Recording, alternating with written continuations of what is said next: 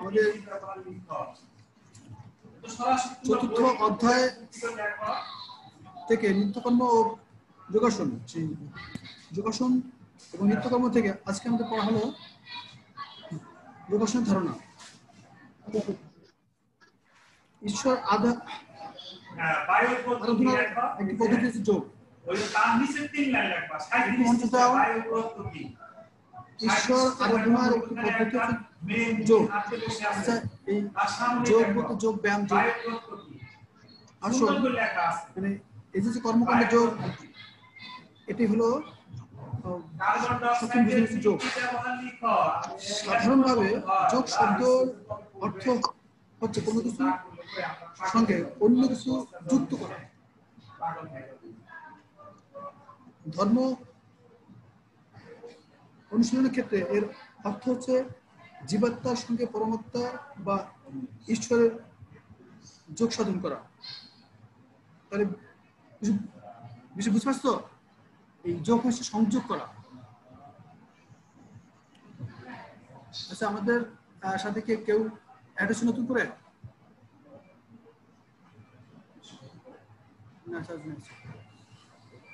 তাহলে যোগ বিয়োগ মানে অঙ্ক যে যোগ এবং বিয়োগ এর যে একটি শব্দ হচ্ছে যোগ বা সংযোগ করা, সেটি বোঝানো হয়েছে।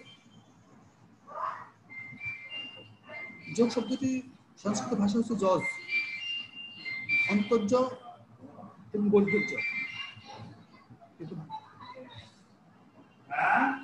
যজ দিক থেকে উৎপন্ন হয়েছে।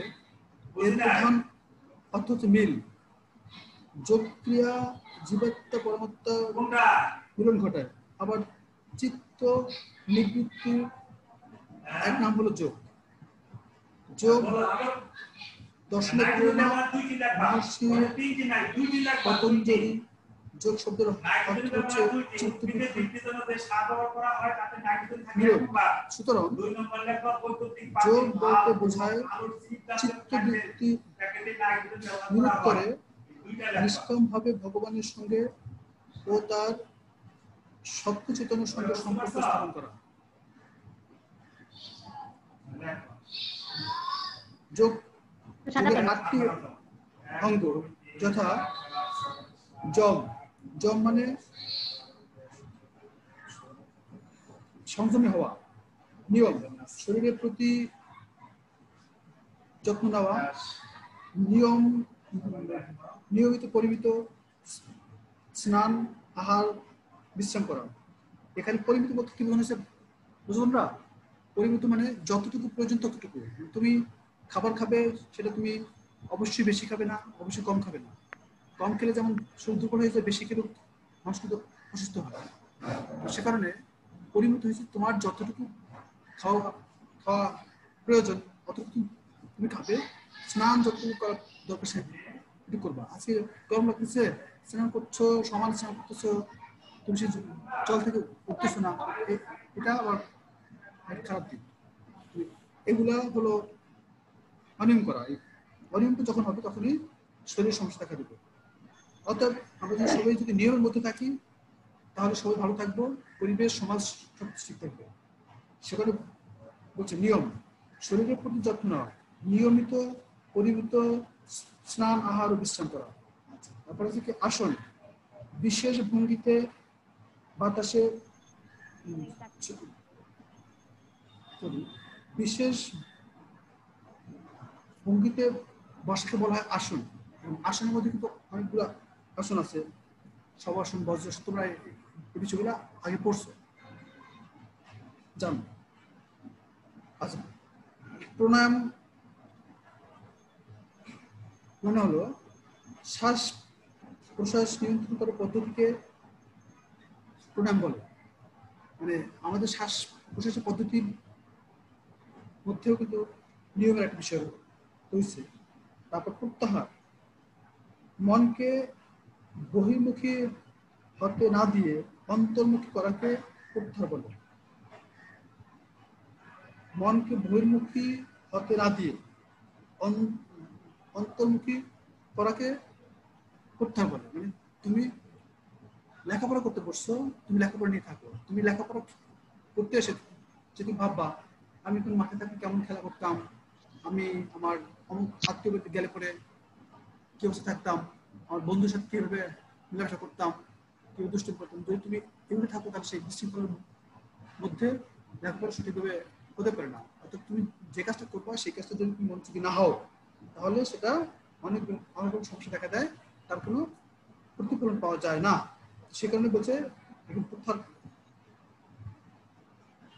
বলা হয়েছে মনকে বহির্মুখী হতে না দিয়ে অন্তর্মুখী, মানে তুমি যে কাজটা করতেছো সেই কাজ তুমি মনোযোগ দাও।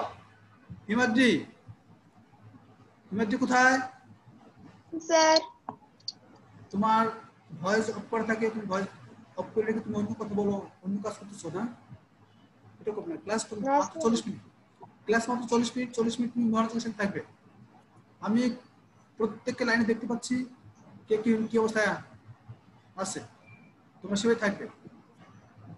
মনে রাখবে যে কোনো সময় আমাদের প্রধান শিক্ষক মহোদয় অথবা প্রিন্সিপাল মহোদয় তারা ক্লাসে ঢুকবেন, তারা ঢুকে যদি দেখেন তোমরা ঠিকভাবে নাই, তোমাদের ড্রেস আপ ঠিক নাই, তোমাদের কেউ লাইনে আছে কেউ লাইনে নাই, এটা কিন্তু খুব সমস্যা হয়ে যাবে। অতএব তোমরা যখন এই টাইমটিতে ক্লাসে থাকবে মাত্র 40 মিনিট, কিন্তু এই 40 মিনিট তোমরা খুব অ্যাক্টিভ থাকবে, তোমাদের কোনো সমস্যা নয়, কোনো আমার সমস্যা নয়। তোমরা যদি ক্লাসে অ্যাক্টিভ না থাকো সেটা কিন্তু আমাকে কিন্তু কথা বলবে, ঠিক আছে? তোমাদের আমি বেশি কথা না বলি, তোমাদের কারণে প্রিন্সিপাল যেটা আমাকে আমার বেশি কথা না বলে থাকো। এবার ধারণা, কোনো এক বিষয়ে মনকে একাগ্র করা, কোনো এক বিষয়ে মনকে একাগ্র করা, ধ্যান, কোনো এক বিষয়ে মনের অবিচ্ছিন্ন চিন্তা। ধ্যান মানে কোনো এক বিষয়ে মনের অবিচ্ছিন্ন চিন্তা, একেবারেই একটা বিষয় নিয়ে তুমি সম্পূর্ণভাবে মনোযোগ যখন দিবা তখন তোমার পরিপূর্ণ হবে। যখন তুমি যথেষ্ট মনোযোগী হবে না তখন তোমার এই ধ্যানটা পরিপূর্ণ হতে পারে না। তারপর কি সমাধি, অবস্থায় মন যখন চিন্তায় সম্পূর্ণভাবে নিমগ্ন থাকে তখন সে অবস্থাকে বলা হয় সমাধি। আবার সমাধি ধ্যানস্থ অবস্থায় মন যখন ইষ্ট চিন্তায় সম্পূর্ণভাবে নিমগ্ন থাকে তখন সে অবস্থাকে বলা হয় সমাধি। তো আমরা এই যোগের 8টি অঙ্গ সম্পর্কে আমরা জানলাম। এই অঙ্গগুলো তোমরা অবশ্যই একাধিক পড়বে এবং সেটাকে মাথায় রাখার চেষ্টা করবে। যেমন জম কি, শুধু আমি জম জানতে চাইবো, তোমরা বলবে যে জম জম মানে সংযমী হওয়া। হ্যাঁ, আচ্ছা আমরা এরপর সামনের দিকে যাই। আসন যোগের তৃতীয় অঙ্গ স্থির সূক্ষ্মাসনম। শব্দটা আবার দেখো, স্থির সূক্ষ্মাসনম অর্থাৎ স্থির ও সুখবহ অবস্থিতির নামে আসন। সুতরাং যোগ অভ্যাস করার জন্য যেভাবে শরীরকে রাখলে শরীর স্থির থাকে অথচ কোনো কষ্টের কারণ ঘটে না, তাকে যোগাসন বলে। এটা কিন্তু যোগাসন ব্যাখ্যা হয়ে গেল। হ্যাঁ, আবার শোনো যোগাসন ব্যাখ্যাটা শোনো। যোগ, সুতরাং যোগ অভ্যাস করার জন্য যেভাবে শরীরকে রাখলে শরীর স্থির থাকে অথচ কোনো কষ্টের কারণ ঘটে না, তাকে যোগাসন বলে। ঈশ্বর আরাধনার ক্ষেত্রে দেহ ও মন উভয় গুরুত্ব রয়েছে। দেহকে আশ্রয় করে ধর্ম সাধনা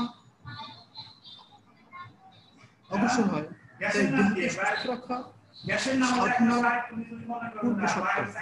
আর যোগাসন হচ্ছে দেহ মনকে সুস্থ রাখার একটি প্রক্রিয়া। সেজন্য প্রাচীনকালে মুনি ঋষিগণ শরীর ও মনকে সুস্থ রাখার উপায় হিসেবে যোগাসন অনুশীলনের বিধান দিয়ে গেছেন। যোগাসনের সংখ্যা অনেক, যেমন শবাসন, সিদ্ধাসন, যোগমুখাসন ও গোমুখাসন, তারপর হচ্ছে সর্বাঙ্গাসন। চিনা দুষ্টু করতেছ না স্যার, না? তুমি দুষ্টু করছো না? তুমি করে না। এখন তোকে যদি নাচের বলতে হবে না, ভুল হয়েছে। ক্লাসে সবাইকে দেখা যাচ্ছে এবং সবাইকে দেখতেই হবে। মনে রাখবা যে যাকে দেখা না যাচ্ছে প্রিন্সিপাল স্যার তাকে নিয়ে আমাকে বেশি কথা বলবে। সে কারণে যখন আমি বেশি কথা শুনবো তখন তোমাকে ক্লাস রাখবো না। এটা করবো না। ক্লাসে মাত্র 40 মিনিট সময়, সেই 40 মিনিটের আমাদের 26 মিনিট পার হয়ে গেছে, এখন আর 14 মিনিট আছে। সবাই একটু অ্যাক্টিভ থাকো। আচ্ছা, তাহলে দেখো যোগাসন সংখ্যা অনেক, যোগাসন সংখ্যা কিন্তু অনেক। এখানে বলছে শবাসন, সিদ্ধাসন, গোমুখাসন, সর্বাঙ্গাসন। শবাসনটা হলো টান টান শুয়ে থাকা, যেখানে তোমার আর কোনো কার্যকার মানে কোনো কাজ থাকবে না, তোমার কোনো চিন্তা চেতনাকে কোনো দিকে ডাইভার্ট করা যাবে না, একেবারেই চুপচাপ থাকবে, টান টান হয়ে শুয়ে থাকবে। এখানে তোমাদের বইয়ের মধ্যে যোগাসন দেওয়া আছে। আর তারপর হচ্ছে সিদ্ধাসন দেওয়া আছে, সিদ্ধাসন ছবি দেওয়া আছে। সিদ্ধাসন হলো আসন করে বসা এবং পায়ের পাতা দুটোই তোমার থাইয়ের উপরে উপরে সমান করে থাকবে, দুইটা হাত দুই দিকে ছড়ায়া এখানে মধ্যাঙ্গুলের দ্বিতীয় করের সাথে বৃদ্ধাঙ্গুল ছড়াবে, এভাবে করে সবাই মেরুদণ্ড সুস্থ করে বসবে, সেটা হলো সিদ্ধাসন। এরপর দেখি যে যোগাসন ধারণা ও নিয়ম ও যোগাসন সাধারণ নিয়ম। যোগাসন অনুশীলন করতে হলে অবশ্যই কতগুলো সাধারণ নিয়ম মেনে চলতে হয়, যেমন নির্দিষ্ট সময়ে থাকা দরকার, সকাল সন্ধ্যা যোগাসন অনুশীলন করা ভালো। অর্থাৎ যোগাসনটা কিন্তু তোমাকে দুবেলায় করতে হবে। ভরা পেটে অথবা একেবারে খালি পেটে আসন অভ্যাস করা ঠিক নয়, অর্থাৎ তোমাকে কিছু না কিছু খেয়ে দিতে হবে, তবে অবশ্যই ভরা পেট নয়। এখানে দেখো সত্যটা আবার মনোযোগ দিয়ে, ভরা পেট অথবা একেবারে খালি পেট, মানে তুমি ঘুম থেকে জেগে একেবারে খালি পেটে ব্যায়াম শুরু করলে সেটা যেমন ঠিক নয়, আবার তুমি অনেকগুলো খাবার খেলে পরিপূর্ণ খাবার খেলে তারপরে ব্যায়াম করা যাবে না। খাবারের পরে তুমি 1 ঘন্টার মধ্যে কোনো রকম কোনো ব্যায়াম করতে পারবে না, এটা হচ্ছে স্বাভাবিক নিয়ম। আবার যেন খালি পেটটা পুরোপুরি খালি পেট যেন না থাকে। তুমি সন্ধ্যার খাবার খাবা, রাতের খাবার খাবা, সন্ধ্যার তো খাবার, হ্যাঁ সন্ধ্যা তো নাস্তা, তুমি রাতের খাবার খাবা অথবা সকালের খাবার খাবা অথবা দুপুরের খাবার খাবা, সেই খাবারের আগ মুহূর্তে কোনো ব্যায়াম করা যাবে না, তখন তুমি পেট খালি। কিছু খাওয়ার মানে তুমি যখন ব্যায়াম করতে চাও তোমার তুমি নির্দিষ্ট সময় থাকবে সকালে আর সন্ধ্যায়, সেই সময় তুমি হালকা কোনো খাবার খেয়ে তারপর তুমি ব্যায়ামটা করো। সামান্য কিছু হালকা খাবার খেয়ে কিছু সময় পর যোগব্যায়াম যোগাসন অভ্যাস করতে হবে। তারপর কি আছে, নরম বিছানার উপর আসন অভ্যাস করা যাবে না, তুমি তোমার জাজি রয়েছে, সোফা রয়েছে, তার উপরে ব্যায়াম করা যাবে না। তোমাকে মেঝের উপর কম্বল, শতরঞ্জি বা জাতীয় কিছু মানে ওই জাতীয় কিছু বিছিয়ে আসন অনুসরণ করতে হবে। তুমি শক্ত জায়গার উপরে হালকা নরম কিছু দিলে যাতে তোমার শরীরে তোমার মাংসপেশিতে বা তোমার চামড়াতে যেন আঘাত না লাগে, সেরকম কিছু দিয়ে হালকা ভাবে কিছু দিয়ে তারপর তারপর তুমি ব্যায়ামটা করো। যোগাসন কোনো নির্জন স্থানে বা নির্ভীক কক্ষে আলো বাতাস যুক্ত স্থানে করা দরকার, যেন কোনো বাধা বিপত্তি না আসে। যোগাসন কোনো নির্দিষ্ট স্থানে বা নির্ভীত কক্ষে, মানে এখানে বলছে যে তুমি যখনই ব্যায়ামটা করবে তখন যেন একটা শব্দহীন রুম থাকে, যখন তুমি ব্যায়ামে খুব মনোযোগ দিতে পারবা। তুমি ব্যায়ামে বসলা, তখনই কেউ একজন এসে বললো, এ দাদা ওঠ, ভাই একটু চল আমরা খেলতে যাই, আবার মা এসে বললো খাবার খা, এগুলো বলা যাবে না। তোমার একটা সুষ্ঠু সুন্দর একটা নিরিবিলি জায়গার মধ্যে যদি তুমি এটা করো, তোমরা এই বিষয়ে থাকবে। কিন্তু ব্যায়াম কিন্তু অবশ্যই প্র্যাকটিস করবে।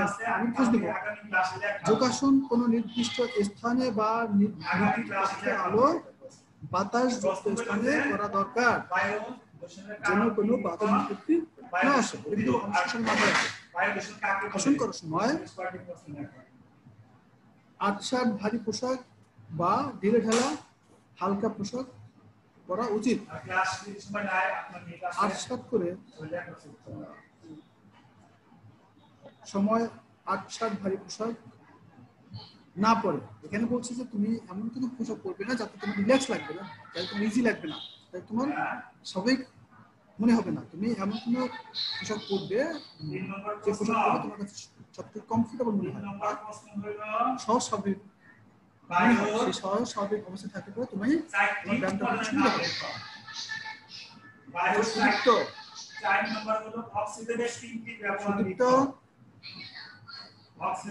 সুদীপ্ত স্যার আসে নাই তো? আসে তো? নাই তো, আসছে আসছে। সুদীপ্ত তুমি কোথায় থাকো?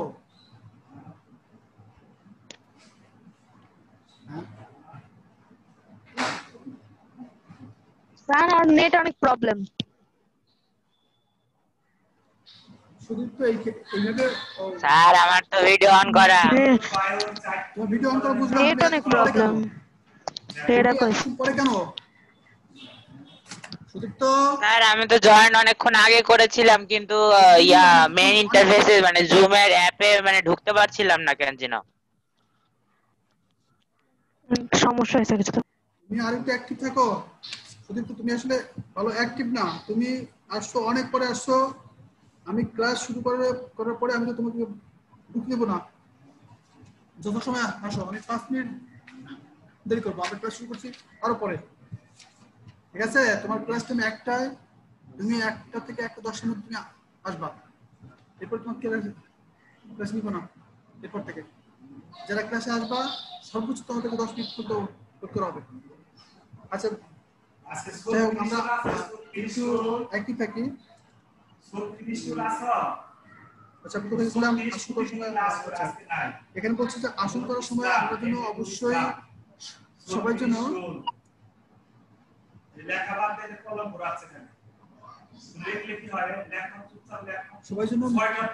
মোটামুটি ঢিলা ঢালা টাইপের ড্রেস পরে আসছে, যেটা আমাদের কমফোর্ট লাগে, ব্যায়াম করতে কোনো সমস্যা না হয়। চিনো চিনো চিনো কিছু তোমার? তুমি সাউন্ড মিউট করে রাখবে না, শুধু একটু তার বাসার মধ্যে একটা বাচ্চা বলবেন তো, এর জন্য ডিস্টার্ব করতেছে খালি। চিনো তোমার ভয়েস ঠিক করো। শান্ত শান্ত ভিডিও অফ হয়ে গেছে আবার। তোমরা ক্লাসে বিশৃঙ্খলা করতেছো কিন্তু। আর ভিডিও অনই তো অফ করছিলাম। আসন অভ্যাস করার সময় অনেক ধীর স্থির শান্ত ও প্রফুল্ল রাখতে হয়। আসন অভ্যাসে শান্ত শ্বাস প্রশ্বাস স্বাভাবিক থাকবে। আসন অবস্থায় মুখে যেন কোনো বিকৃতি না আসে। আসন অবস্থায় মুখে যেন কোনো বিকৃতি না আসে। আসন অভ্যাসকালে জোর করে বা ঝাঁকুনি দিয়ে কোনো ভঙ্গি বা প্রক্রিয়া করা ঠিক নয়। নিয়ম অনুযায়ী প্রত্যেকটি আসন করার পর শবাসনে বিশ্রাম নিতে হবে। এখানে শবাসনটা বুঝছো তোমরা সবাই? শবাসন হলো একদম টান হয়ে শুয়ে থাকা, কোনোভাবে শরীরে ভাঁজ রাখা যাবে না, টান হয়ে চিতে শুয়ে থাকতে হবে এবং তোমার শ্বাস প্রশ্বাস স্বাভাবিক রাখতে হবে। চোখ বন্ধ করে থাকো, এভাবে কিছু সময় তুমি শ্বাস প্রশ্বাস স্বাভাবিক রেখে একদম সুটান হয়ে শুয়ে থাকবে। শবাসন প্রত্যেকটা ব্যায়ামের পরে আমাদের শবাসন অত্যন্ত গুরুত্বপূর্ণ। 3 নম্বর হলো বায়োর চারটি উপাদানের নাম লেখো। আচ্ছা তোমাদের সবাই পড়া লিখে নাও। 3 নম্বর প্রশ্ন। সবাই পড়া লিখে নাও। বায়োর চারটি উপাদানের নাম লেখো। সবাই জি স্যার বলেন। তোমরা হলো এই নিচে লাইনটি লেখা। এটা কার লেখা? এটা কত রোল? এখানে হলো তোমার জি স্যার বলেন। কত রোল তোমার? এই বর্ণনামূলক প্রশ্ন বাদে সকল প্রশ্নগুলো তুমি পড়ে আসবে একদম ক্লাসে। সবটি লেখছো? হ্যাঁ, কত অধ্যায়? এই অধ্যায় চতুর্থ অধ্যায় থেকে নিত্যকর্ম ও যোগাসন থেকে এর প্রশ্ন মধ্যে শূন্যস্থান আছে, নীলকরণ আছে, বহুনির্বাচনী প্রশ্ন আছে, এগুলো তোমরা সবাই সব পড়ে আসবে। স্যার এই যে কোনো সংক্ষিপ্ত প্রশ্ন নাই তো স্যার? সংক্ষিপ্ত প্রশ্ন নাই। সংক্ষিপ্ত প্রশ্ন না থাকবে নাই তো দরকার নেই, আমরা এই অবজেক্টের মধ্যে থাকবে। শূন্যস্থান, নীলকরণ, বহু নির্বাচনী আর সঠিক উত্তর। যেহেতু আমাদের সংক্ষিপ্ত প্রশ্ন নাই সেহেতু দরকার জি নেই। স্যার ওকে ঠিক আছে, তো আমাদের জি স্যার। আর অল্প কিছুক্ষণ আছে, আমরা এটা আমরা শেষ হয়ে যাবে। আচ্ছা, আমরা আসছিলাম কোন পর্যন্ত আসছিলাম? যোগাসন পর্যন্ত আসছিলাম। জি স্যার যোগাসনের গুরুত্ব করাবেন। আমরা যোগাসনের থেকে শবাসন গুরুত্বটা আমরা আগে দেখি। এই শবাসনের ধারণা ও অনুশীলন পদ্ধতি সব শব্দ অর্থ নৃত্য, মানে শবাসন হলো নৃত্যের মতো করে তুমি করে থাকবে, একদম চোখ বন্ধ করে থাকবে। শবাসন মৃত ব্যক্তির মতো নিষ্পন্দ ভাবে শুয়ে যে আসন করা হয় তার নাম শবাসন। মৃত ব্যক্তি যেমন তার দেহের অঙ্গ প্রত্যঙ্গের উপর কোনো কর্তৃত্ব থাকে না, তেমনি শবাসনের অবস্থায়